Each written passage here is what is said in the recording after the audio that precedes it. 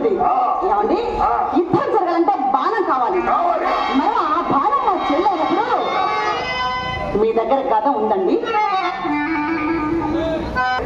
నాకు చెప్పండి. ఇంకా మూడో మంది చెప్పింది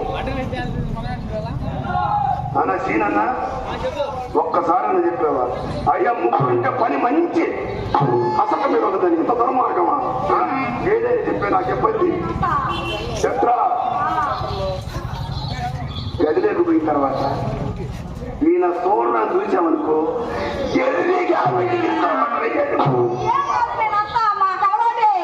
అమ్మ కొడుకులు మాట అక్కలు మొత్తం పైనంటే